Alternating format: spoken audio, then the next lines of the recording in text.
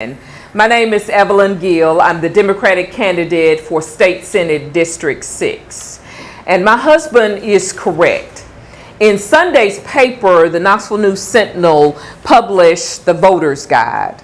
And I have to say, I was very, very disappointed not to get the Fraternal Order of Police endorsement.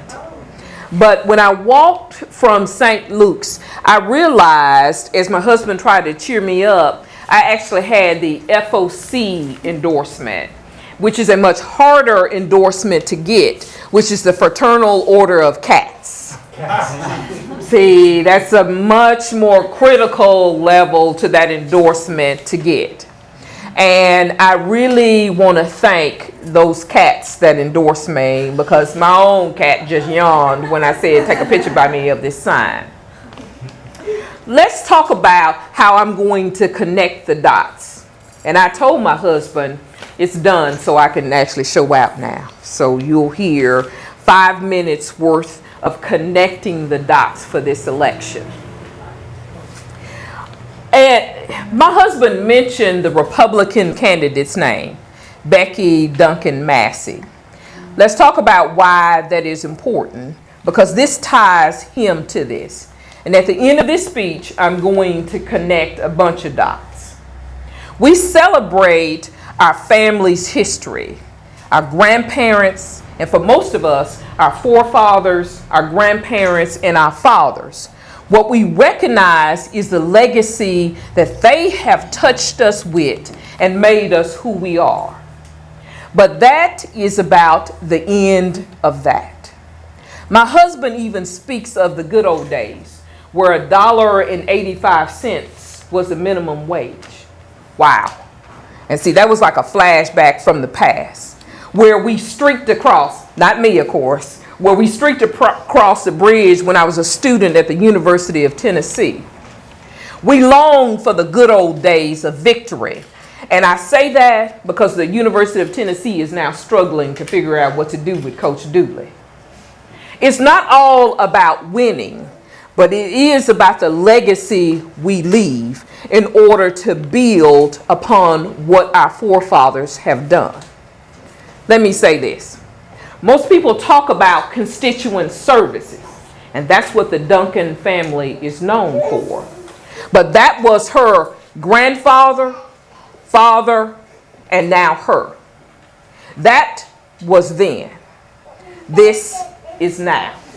The economies of the world have changed, yet we still look for the branding of the Duncan to deliver the same level of services 50 years ago. I am here to tell you, not only has the world changed, but we no longer live in that environment. Today, we have to make sure we build upon one key aspect of that. And that happens to be, we must build upon today for the future. I ran for this office because we talk about the issues of making sure we have health care, women's issues are critically important, and we make sure we talk about the issues of jobs in our environment. Let me say this, because the title of Bill Clinton's new book is that we need smart government in order to build strong economies. And we must now decide who we want to represent us. Now, we laugh when we mention some of the representatives' names we have now. But what we must do is cease to say that that is our representative and it's funny. It is not. The key aspect of this race is making sure we have smart people who represent us. The rhetoric we have today is counterproductive to what the issues of today we need to have addressed. You cannot build jobs unless you have good public servants representing you. And those public servants must be competent and educated to speak to the issues of today, not the issues of yesterday. When the News Sentinel interviewed me, I gave the analogy of how many people had a smartphone. Raise your hand. How many people can't live without that smartphone? See, that's what I'm talking about. But you obviously cannot have that smartphone if you do not value and appreciate AT&T and Ma Bell of their old rotary phone. Oh, look here, old school, rotary phone. You had to have that rotary phone in order to have the portability today of a smartphone. That is a critical connection. You had to let go of the past in order to embrace your future, to build upon what we must have for our children and beyond. Let me tell you the reason I said that. Because we continue to vote in a legacy manner for the state of Tennessee. Don't complain when we continue to compete for the bottom rung, right above the great state of Mississippi. See, we laugh, but I'm from Mississippi. And just imagine what Mississippi would look like. I could tell you what Mississippi looked like. That brain drain went to Atlanta. And Atlanta gave rise to the new thinking in the South, because Mississippi regards the values of the past more than they value the present. But it is that present that will build upon your future. So when we talk about the Duncan name and the issues that it brings to the table, let us remember what we are voting for. And it will be the legacy of our past that will build upon our future.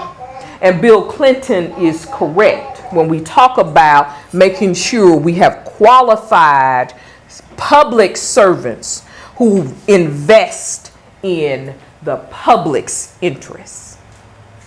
When I ran for this seat months and months ago, I have to say, I could have had a stronger campaign.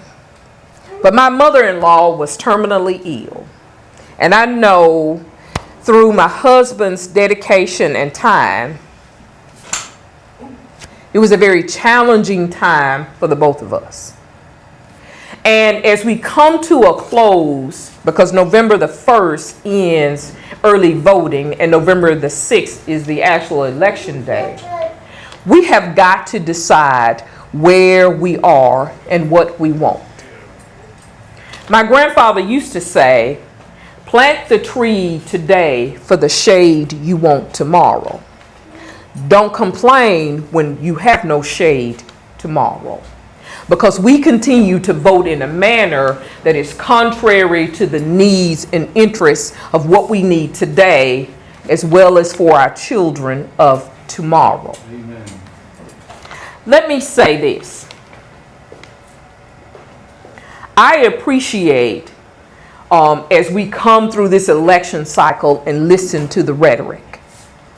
We can appreciate that the truth, the light especially of the truth, may dim, but it will never be extinguished.